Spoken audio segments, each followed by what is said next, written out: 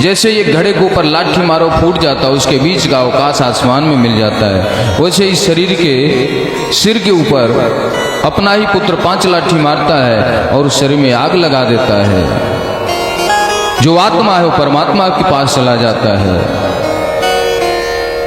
फिर ब्रह्मा जी के पास पूरी पोथी पन्ना जाता है, उसका लेखा जोखा होता है। संपद्यते पुनः, जैसा कर्म किया रहता है उसी तरह उसको भेजा जाता है। यदि अच्छा कर्म किया तो अच्छे घर भेजा जाएगा, बुरा कर्म किया तो बुरा घर भेजा जाएगा, और यदि पाप महापाप किया है तो उसको नरक में भेजा जाएगा। आज सप्तम दिवस है। सुखदेव जी महाराज ने एक एवाडवे ब्राह्मण ददर्श पुरुषं किल वटपत्रपुटे दौकं शयानं तेकमन्त्रभूत।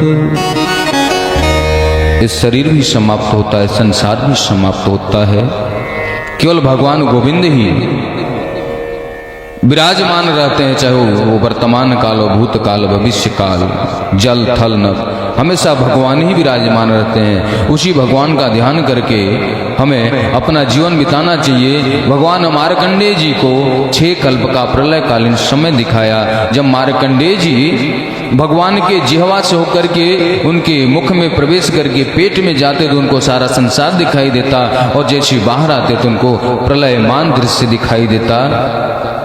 सृष्टि का कभी नाश नहीं होता, सृष्टि भगवान के उदर में समाहित है। राजा परीक्षित सप्तम दिवस की कथा सुन रहे हैं, सुखदेव जी महाराज सुना रहे हैं। सुखदेव जी ने पूछा, बेटा आपने 7 दिन मुझसे प्रश्न किया, आज मैं आपसे प्रश्न करता हूं, क्या आप मरोगे? राजा परीक्षित ने कहा कि प्रभु म्रियमाणस, मैं जिंदा ही कब था कि मैं मरूंगा। जिसके जीवन में भजन नहीं है वह मुर्दे के समान है। जिस दिन जिसके जीवन में भजन भगवान की भक्ति आ गई उस दिन से वह जीवित माना जाता है। तो प्रभु अभी तो आप 7 दिन से मुझे भजन सुना रहे हैं, अभी तो मैं गर्भ में हूं, अर्थात मैं आपकी गोद में हूं, मैं मरूंगा क्या? भक्त कभी मरता नहीं, जिसके जीवन में भक्त नहीं वह मरा हुआ म्रियमाणस, मरा हुआ जीव है, इसलिए भजन करना अनिवार्य है। सुखदेव जी महाराज वहां से उठे चले गए।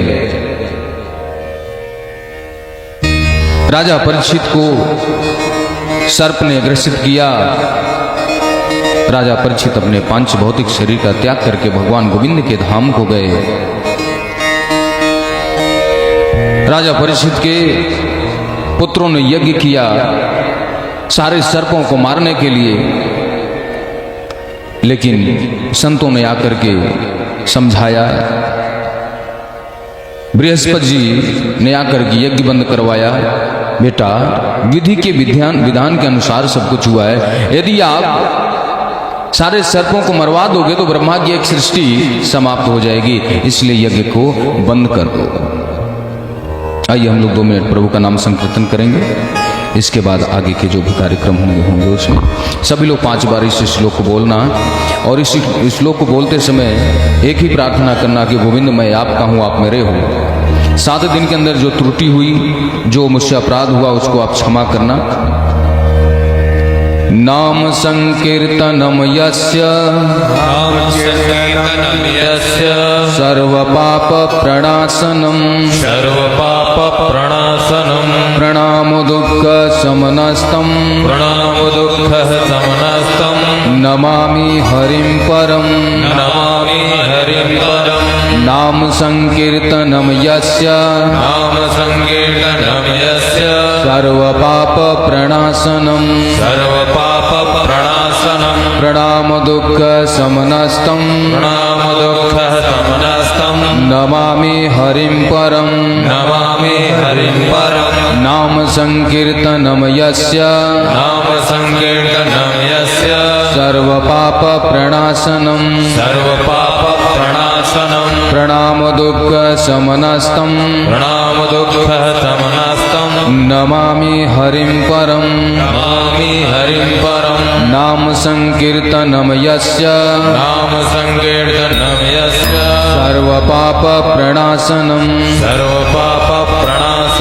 प्रणाम दुःख समनस्तम दुःखशमनस्तं नमामि हरिं परं नमामि हरिं परं नाम संकीर्तनं यस्य नाम संकीर्तनं यस्य सर्वपापप्रणाशनं सर्वपापप्रणाशनं प्रणामो शमनो दुःखं प्रणामो दुःखशमनस्तं नमामि हरिं परं नमामि हरिं परं नाम संकीर्तनं यस्य नाम संकीर्तनं यस्य सर्वपापप्रणाशनं सर्वपापप्रणाशनं प्रणाम दुःखशमनस्तं प्रणाम दुःखशमनस्तं नमामि हरिं परं नमामि हरिं परं श्री कृष्ण गोविंद हरे मुरारे हे नाथ